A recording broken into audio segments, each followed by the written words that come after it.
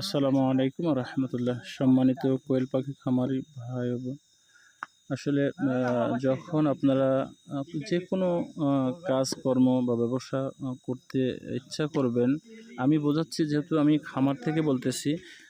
খামারটাও একটা আপনার ব্যবসা, একটা আশা। আপনারা যখন করবেন, এই করাটা আপনার জন্য একেবারে বাস্তবতার সাথে মিল রেখে করবেন।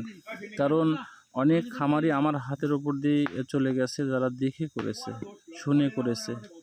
এরকম তারা কিন্তু এখন আর এই বছরে তারা আর আমি দেখতে পাচ্ছি না যে শতকরা 90টা খামারি খামার করতেছে।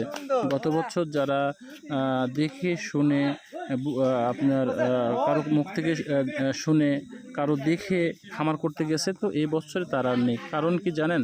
তারা আসলে বাস্তবতার সাথে মিল রাখতে পারে নাই। আসলে পাখিটা কেমনেভাবে করা দরকার, কতগুলা প্রথম পর্যায়ে করলে ভালো হয়, এই পাখিগুলা আনার পরে আমি এই ডিমগুলা কিভাবে সেল করব, কোথায় সেল করব, এবং এর মেডিসিন সম্পর্কে ধারণা, পাখি রাখার বেড বিছানা বা কোন পর্যায়ে আমাকে করতে হবে, এগুলা কিন্তু বোঝে নাই। যদি এগুলা বুঝতো, যেমন গত বছর যারা বুঝে শুনে যারা এই ব্যবসাটা রেখেছে বা খামার করেছে, তারা কিন্তু এবছরে করেছে অল্প হলেও। তো যাই হোক, আমি আপনাদেরকে বলবো একটা কথা, আপনারা যখন খামার করতে যাবেন, খামার করবেন, পাখি পালন করবেন, করেন, অবশ্যই করেন।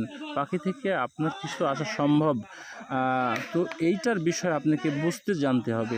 আপনাকে যেখান থেকে নিয়ে আসবেন, যে সেই বিষয়টা কোন ঘরে রাখবেন, ঘরটা কেমন হওয়া দরকার, পাখিগুলা কেমন পর্যায়ে রাখলে পাখিটা সুস্থ সবল থাকবে, ভালো থাকবে।